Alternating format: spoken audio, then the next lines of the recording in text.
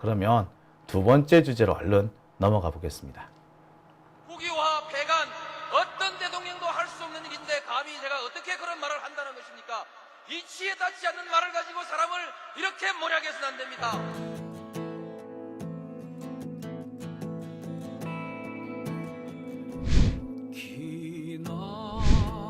기나긴 밤이었거든 압제의 밤이었거든 사랑이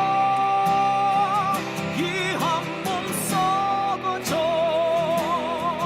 이 붉은 사나에 사랑 해방의 횃불 아래 벌거숭이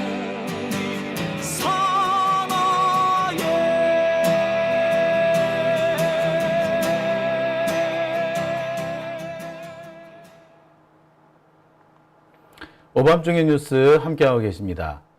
자, 아까 어떤 분이 이 일본 엔화 얘기를 해주셨어요. 일본 엔화하고 뭐 어떤 얘기를 좀 해주셨는데, 일본 엔화가 기축통화 이런 얘기를 해주셨는데, 글쎄요, 일본 엔화가 법률적으로 뭐 또 외교적으로 그 기축통화의 지위를 확보를 했는지는 모르겠어요. 그런데 실질적으로 엔화는 기축통화 아닙니다. 기축통화의 가장 기본이 뭔 줄 아세요? 기축통화의 기본은 뭔 줄 아세요? 예, 석유를 살 수 있느냐입니다.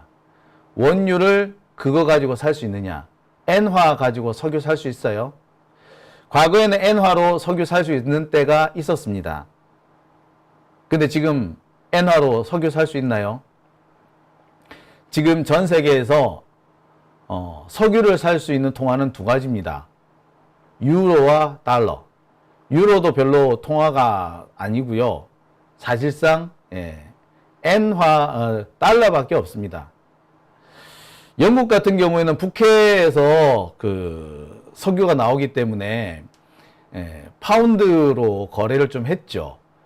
그것 때문에 아마 유로라든지 영국의 파운드가 기축통화 역할을 일부 하고는 있습니다만, 엔화는요, 기축통화, 이름이 기축통화인지는 모르겠으나, 실제로 기축통화 아니에요. 국제 간에 무역 거래를 할 수 있고, 그 무역 거래의 가장 핵심은 원유입니다. 원유 거래를 할 수 있어야 돼요. 한때 일본 엔화 가지고도 원유 거래를 할 수 있었고, 국제 무역 거래도 할 수 있었거든요. 근데 지금 안 돼요. 기축통화 아니에요. 그러니까. 기축통화라고 막 다 자기들은 막 이렇게 하는데, 그게 조약을 그렇게 맺어서 조약상 이렇게 되는지 모르겠으나, 아닙니다. 그건. 자, 그래서 이상한 말 하는 사람도 있는데요. 그래서 일본은 기축통화라서 막 해도 되고, 우리는 기축통화가 아니라서 하면 안 되고, 이렇게 얘기하는 사람인데요. 그건 망고 개소리예요. 지금 실질적인 기축통화는 달러밖에 없어요. 원유를 거래할 수 있는 것만 가능합니다. 그죠? 취급 안 해줘요. 중국의 위안화가 왜 계속해서 원유 거래를 위안화로 하려고 하느냐. 자기들도 기축통화가 돼보고 싶어서 그런 거예요. 그러니까 조약만 가지고는 도저히 안 될 것 같으니까 어떻게 실질적으로 이렇게 위안화로 원유 거래를 하려고 이렇게 하고 있는데, 그 이유는 기축통화의 가장 기준은 조약을 맺어서 너 기축통화로 인정해 줄게가 아니고 원유 거래를 할 수 있느냐예요. 자, 이야기가 약간 옆으로 샜는데요. 두 번째 주제로 넘어가겠습니다. 두 번째 주제는요, 이수견 대법관 얘기예요. 이수견 대법관 갑자기 오늘 통과가 되어버렸습니다. 원래는 지난 1일, 그러니까 지난주죠. 지난주 금요일에 다른 대법관들과 함께 통과 여부를 결론을 내리려고 그랬어요. 근데 이수견이 통과가 안 될 것 같거든. 그러니까 지난주 금요일 날 표결에 안 붙이고 미뤄뒀다가 오늘 표결에 붙입니다. 그리고 갑자기 얼렁뚱땅 통과가 돼버렸어요. 되게 당황스러운 것이 지난 8월 1일 날 노경필, 박영재 이 두 사람 거를 통과시킬 때는 하루 전날 이 청문 보고서를 채택을 하고 그 다음날 본회의를 열었는데 이수견 대법관 후보 같은 경우에는 오전 11시에 청문 보고서를 통과시키고 그리고 점심 먹고 오후 2시에 바로 본회의 열어가지고 통과시켜버립니다. 임명 동향을 통과시켜버립니다. 번개불에 콩 구워 먹듯 한다는 소리도 없이 얼렁뚱땅 구렁이 담 넘어가듯 이렇게 헤쳐버린 겁니다. 이 과정을 주도한 사람은 박범계와 박지원이라고 합니다. 이름이 아직 알려지지 않은 조국혁신당의 한 국회의원도 여기에 적극 동참했다고 합니다. 와, 씨, 열받네. 자, 뭐 이런 일이 다 있나 몰라요. 어떻게 된 걸까요? 오늘 오후에 본회의에서 271명 가운데 찬성 206명, 반대 58명, 반대가 꽤 많았네요. 기권 7명으로 의결이 됐다라고 합니다. 반대 58명, 꽤 많았습니다. 국힘당 의원들은 대부분 찬성을 한 걸로 알려져 있어요. 민주당 의원들 중에서도 약 100명 정도는 찬성을 했고 50명 정도는 반대한 걸로 나옵니다. 자, 그런데 아무튼 100명 정도는 찬성을 했다는 얘기네. 자, 그렇게 해서 통과가 된 겁니다. 어떻게 해서 이게 가능하죠? 이수경 같은 사람이 어떻게 해서 이렇게 통과가 된 거지? 되게 황당무계하죠. 자, 어떻게 해서 이런 문제가 생겼는지 일단 오늘 국회 상황을 한번 보시겠습니다. 일부 청문위원은 후보자의 딸이 부모로부터의 증여, 비상장 주식의 매수 및 가족 간 양도 양수로 인하여 막대한 시세 차익을 거두었고 또한 부모로부터 증여받은 돈과 대여금으로 부동산 갭 투자를 하여 주택을 구입하였는 바 이는 부모와 자녀의 비정상적인 금전 거래로서 일반 국민들이 용인하기 어려운 행태인 점, 후보자와 가족들이 인척이 운영한 운수회사의 비상장 주식을 2007년과 2015년에 매입하였다가 작년에 매각하여 총 21억 원의 차익을 실현하였는 바 이는 법관에 요구하는 국민 눈높이에 비추어 수긍하기 힘들고 특히 비상장 주식 배당금 수령액이 2년 내에 원금을 회수할 정도로 비상식적으로 과다한 점, 후보자가 현대자동차에서 비정규직으로 일하는 노동자들이 낸 불법 파견 소송에서 불법 파견의 범위를 엄격하게 해석하여 대법원에서 파기환송되면서 사회적 약자인 비정규직 노동자들에 대하여 가혹한 판결을 하였다는 비판을 받을 수 있는 점 등의 이유로 대법관으로서 역할을 수행하는 데 필요한 능력과 자질을 갖춘 것으로 보기 어렵다고 판단되는 의견을 제시했습니다.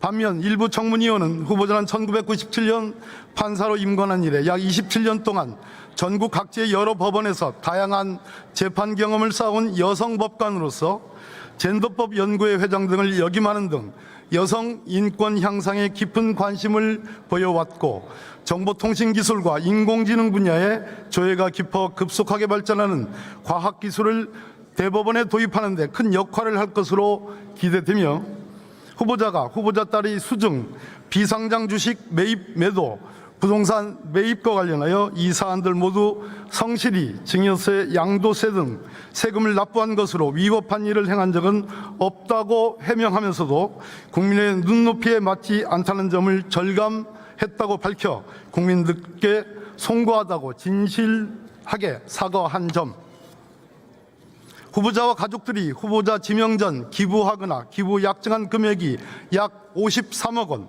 청문회를 계기로 기부하기로 약정한 금액이 약 37억 원으로 총 90억 원에 해당하는 점, 후보자가 내린 노동 관련 판결 중에는 실버타운 관리업체에서 낮 근무와 유사한 강도로 야간 당직 근무를 하던 근로자의 연장 근로수당을 확대하여 인정하는 등 노동자의 권익을 보호하는 판결도 다수인 점, 압수수색 영장 사전신문제와 입법 형식, 시행령으로 정한 검찰 수사권의 범위의 적정성, 동성 동반자 건강보험 피부양자 인정 판결의 문제점 등 답변이 용이하지 않은 위원들의 질의에 비교적 소상하고 성의 있게 대답한 점 등을 종합적으로 고려할 때 후보자가 대법관의 직무를 무난히 수행할 수 있을 것으로 판단된다는 의견을 제시하였습니다.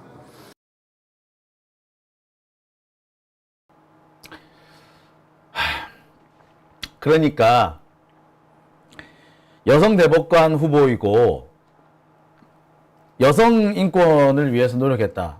젠더 쪽에 강세가 있다. 강점이 있다. 그 다음에 기부 많이 했다.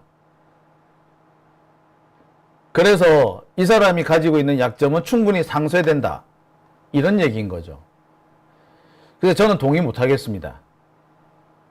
젠더법, 글쎄, 판사들의 젠더법은요, 아무리 민감해도 일상에서의 문제를 절대 따라오지 못합니다. 오히려 이상하게 비틀어져 가지고 현실을 왜곡하는 경우도 많이 있습니다. 여러분 혹시 기억하십니까? 그 고깃집에서 엉덩이를 만졌냐 안 만졌느냐, CCTV에는 그 어딜 봐도 엉덩이를 만지는 장면이 없고 단지 지나가는 모습만 찍혔을 따름인데, 엉덩이 만졌다고 주장하는 사람과 주장하는 여성과 만지지 않았다고 주장하는 남성, 이 둘 사이에서 논쟁이 벌어졌을 때, 사실 이거는 젠더법의 문제가 아니고 형사법적으로 이거는 인정하면 안 됩니다. 근데 젠더법 어쩌고 하면서 이걸 유죄를 인정해 버렸지 않습니까? 자, 이런 일도 한번 있었습니다. 우리나라에서 부부간간이 최초로 인정된 사례가 있었죠. 가해자는 한국인 남성이었고요. 피해자는 외국인 여성이었습니다. 결혼 이주 여성이었죠. 근데 이 여성은요, 결혼 생활을 충실한 사람이 아니었습니다. 결혼한 지 얼마 안 돼서 도주를 했어요. 그런데 이 사람, 도주한 여성을 붙잡아 온 거죠. 그리고 강간이 벌어진 날은 바로 그 도주했다가 잡아온 여성을 처음으로 집에 데려온 날, 그날이었던 거예요. 자, 부부 강간을 인정할 것이냐 말 것이냐 문제는 또 좀 차치하더라도, 당시 이 사건을 과연 부부 강간이라는 문제로 할 수 있는 문제였느냐, 이 문제는 좀 다른 상황이었을 거예요. 근데 당시 우리나라를 휩쓸고 있던 젠더법 어쩌고저쩌고 하면서 그 남성은 그냥 부부 강간의 첫 번째 적용 사례가 되고 말았습니다. 이게 바로 젠더법을 함부로 외쳤을 때 어떤 결과를 낳느냐 대표적인 사례거든요. 이거 절대 진보도 아니야. 진보도 아니고 보수도 아니고 그냥 이상한 결론을 내는 거예요. 왜? 우리나라의 이 판사들의 젠더법 수준이 그렇거든, 딱. 근데 이 사람이 젠더법 판사를 했다고 이게 대법관 통과 이유가 된다고요? 저는 이해를 못 하겠네요. 도저히 이해가 안 되네요. 그리고 기부 많이 했다고 상관이 없다고요? 글쎄요. 도둑질을 한 사람도 기부 많이 하면 되나요? 마치 홍길동이 의적이냐 아니면 그냥 단순 도둑놈이냐 그 얘기를 또다시 논의해야 되는 그런 상황이 되나요? 대도 조세영이라는 사람, 자기가 도둑질한 거에 일부를 가난한 사람들한테 이렇게 많이 뿌렸다고 하는데, 그래서 조세영을 의적이냐 아니냐 이렇게 논란이 있다고 하죠. 자, 그렇다면 이수견도 벌어들인 돈을 기부했으니까 대법관이 될 수 있었다면, 그러면 대도 조세형이라든지 이런 사람들도 훔친 돈을 그 국민들, 그 가난한 사람들한테 나눠줬으니까 착한 일 한 거네? 처벌하면 안 되겠네요? 자, 어떤 분은 그런 말씀 하실 겁니다. 아, 이수견이 돈을 훔쳤다거나 불법행위를 한 거 아니잖아. 라고 말이죠. 자, 바로 그 말씀에 저는 이렇게 반박합니다. 제가 여러 차례 말씀드립니다만, 이수견 후보자의 남편은 제주반도체라는 회사의 대표입니다. 제주반도체는 그런데 주가 조작 의혹이 있습니다. 주가 조작 의혹. 올해 초에 석 달 사이에 제주반도체 가격은 10배가 뜁니다. 깜짝 놀랍니다. 그리고 그 10배 뛰는 사이에 제주반도체는 자사주를 매각하기도 하고 자사주를 다시 사들여서 소각하기도 합니다. 전형적인 주가 조작의 모습인 거죠. 자, 정말 놀라운 것은 주식이 뛰기 시작한 시점이 올해 1월인데 올해 1월 딱 그 시점에 이수견 후보자가 첫 번째로 대법관 후보로 거론되기 시작할 때입니다. 대법관 후보가 되는 과정은 뭐 절차가 있는데 일단 천거 과정을 거치죠. 천거 과정을 거쳐서 그 중에 일부 한 대여섯 명 정도를 추려냅니다. 최종 후보를 정하고 이 최종 후보 중에 한 사람을 대통령한테 이렇게 후보 추천을 합니다. 자, 바로 이때 대여섯 명 범위 안에 첫 번째로 들었던 게 언제냐? 지난 1월입니다. 바로 그 1월에 제주 반도체는 주가가 10배가 뜁니다. 자, 이거 이상하지 않습니까? 제가 당시 주가 그래프도 여러분들한테 보여드린 적이 있을 겁니다. 이게 주가 그래프입니다. 제주 반도체 주가 그래프입니다. 자, 보세요. 3,300원 하는 주가가 어느 날 갑자기 33,000원까지 뜁니다. 딱 10배가 뜁니다. 전형적인 주가 조작 그래프가 보이죠? 이걸 주가 조작이라고 하면 누가 주가 조작이라고 그럽니까? 주가 조작의 가장 대표적인 삼부토건의 주가 조작 그래프와 매우 유사합니다. 그러니까 주가 조작이 한창 진행되고 있는 과정쯤 되는 거죠. 보시다시피 여기 빨간 화살표가 있는 이 지점쯤이 지금 제주 반도체가 진행되고 있는 구간이라고 보시면 되겠습니다. 삼부토건은 이렇게 주가 조작이 진행되고 있는데 제주 반도체는 현재 주가 조작이 아직 다 마무리가 안 된 상황이죠. 산을 다 내려오지 않은 겁니다. 한 5분 능선쯤에 있는 거죠. 그런데 말입니다. 삼부토건은 기껏 해봤자 5배 올랐어요. 근데 이거는 10배가 올랐습니다. 이거 아무렇지도 않은 거다. 주가 조작이 아니다. 라고 할 수 있겠습니까? 아니, 이런 의혹을 제대로 털어보지도 않고 통과시켜도 되는 겁니까? 그래 놓고 기부했으니까 상관없다. 라고 해도 되는 거냐고요. 도대체 어느 놈이 그랬느냐고요. 자, 그래서 제가 여기저기 알아봤습니다. 여기저기 알아봤어요, 진짜. 여기저기 알아봤더니 이런 결론이 나오거든요. 제가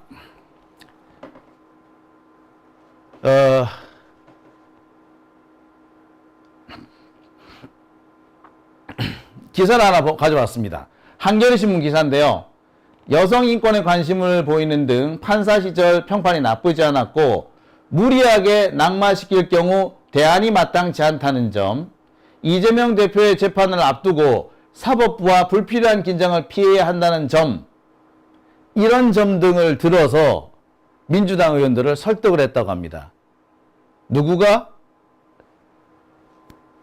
일부 민주당 의원들은 공개적으로 가결 처리를 설득했다 라고 하면서 그 대표적인 사람으로 누굴 들었다? 박지원 의원은 찬성하자고 동료 의원들에게 부탁한다는 글을 올리기도 했다는 거예요. 심지어 한겨레와 인터뷰를 하면서 보수단체가 사퇴하라고 요구하는 후보니까 적절한 후보 아니냐라고 했다고 합니다. 그런데요, 보수단체가 사퇴하라고 요구한 후보 중에는 이균용도 있어요. 지난번에 윤석열하고 친군가 해가지고 대법관 후보에서 탈락한 그 사람. 대법관 후보 오르기만 오르면은 전부 다 얘들 보수단체에서 물러나라고 웬만하면 다 간 거네요. 이걸 이렇게 말하면 안 되지. 제가 알기로는 그렇습니다. 민주당 의원들 중 여러 명이 나섰어요. 특히 인사청문회에 참여했던 국회의원들은 대부분이 다 이수견을 통과시켜줘야 된다라고 설득을 한 걸로 알아요. 자, 그리고 그 총대를 맨 사람이 박지원인 겁니다. 박범계 의원 역시 마찬가지예요. 솔직히 말하자면 인사청문 보고서를 부적격으로 내야죠. 근데 부적격으로 내지 않고 적격 의원과 부적격 의원을 함께 기술하겠다라고 하는 것 자체가 통과시켜 달라는 것과 똑같아요. 당론으로 정하지도 않았습니다. 이재명 대표가 없는 틈을 타가지고 자기들끼리 뭔가 해먹은 거죠. 해쳐먹은 겁니다. 이재명 대표한테 마치 도움이 될 것처럼 사법부와 갈등을 하면은 이재명 대표한테 도움이 안 된다. 웃기지 마. 이수견이 가면은 제가 말씀드렸듯이 이수견 같은 애들이 가면은 사법부가 민주당을 우습게 봐. 민주당은 무조건 예스네. 민주당은 무조건 예스야. 그러니까 민주당에 신경 안 써도 돼. 라고 한단 말이야. 민주당이 노라고 해서 잘라버려야 돼. 민주당 쪽에서 야, 얘는 안 돼. 잘라버려야 돼. 그래야지 민주당 무서운 줄 알아요.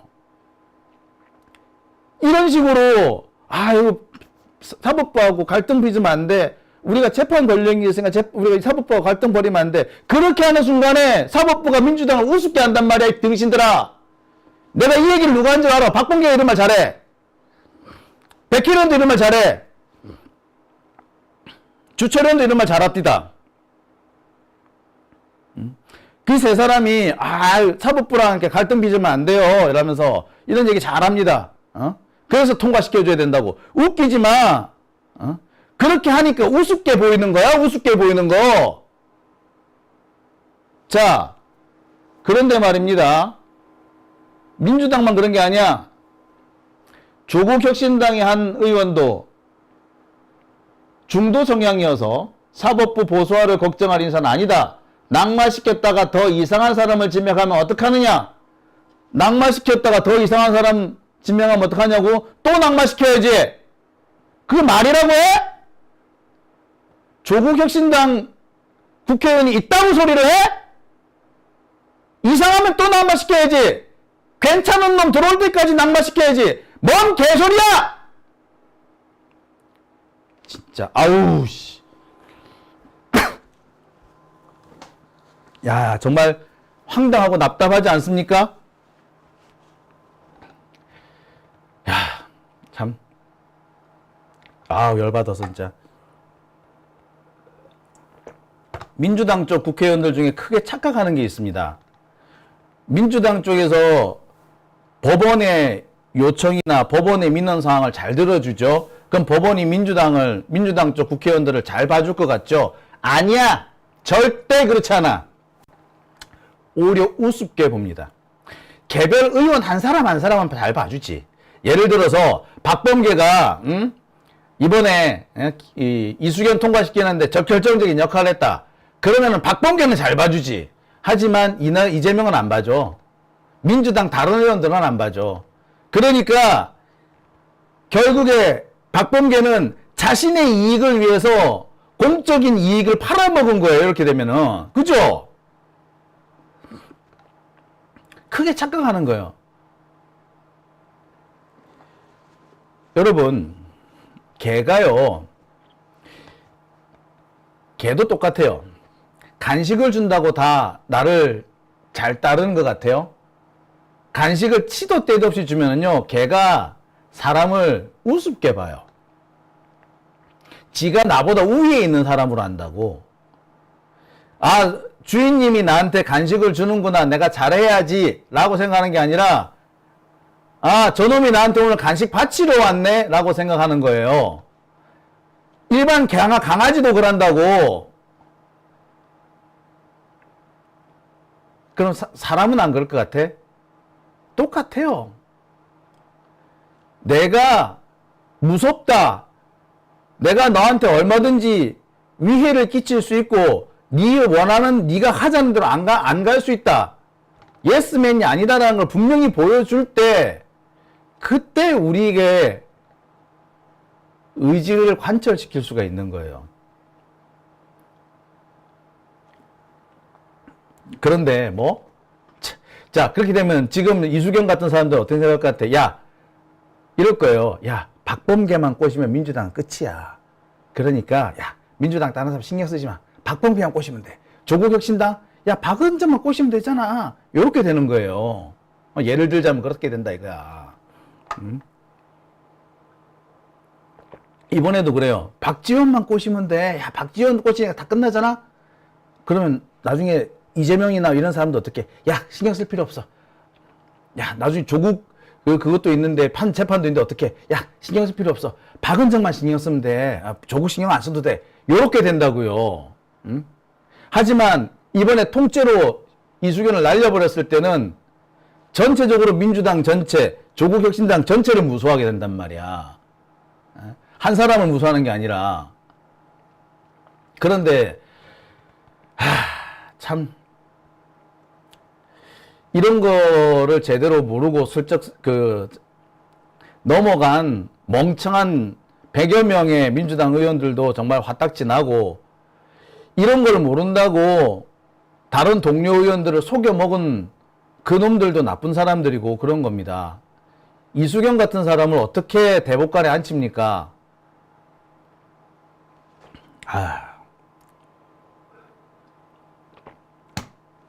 사실 이번에 인사청문 특위를 만드는 꼴을 보면서 아이고 큰일 났다라는 생각 많이 했어요.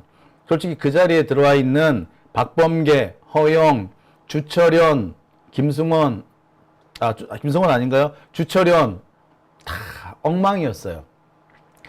백혜련까지 수단과 방법을 가리지 않고 이수견을 어떻게든 간에 감싸주려고 노력하는 그런 모습을 보면서 진짜 구토가 올라오려고 하던데, 그래도 그렇게 반대하고 안 된다고 했으면 들어쳐먹을 줄 알았더니 우리 시민들의 뜻이나 생각은 귀에 들어가지 않는 것 같습니다. 제가 듣기로는 그런 얘기도 있었대요. 시민들이 반대한다.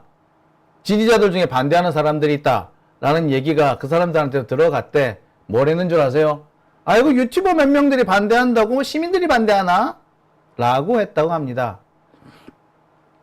그러니까 우리는 지들이 필요할 때는 시민들이고 지들이 싫을 때는 유튜버인 거고 그런 거죠. 참. 자, 제가 볼 때는 그래요. 이런 사람들한테는 우리 시민들의 뜨거운 맛을 보여주는 수밖에 없습니다. 우리 잊지 말고요. 두고두고 이 문제를 누가 어떻게 했는지 찾아내서 마지막까지 책임을 물어야 한다. 저는 그렇게 생각이 드네요. 자, 오밤중의 뉴스 두 번째 주제는 여기까지 하고요. 세 번째 주제로 넘어가겠습니다. 댓글부터 한번 볼까요?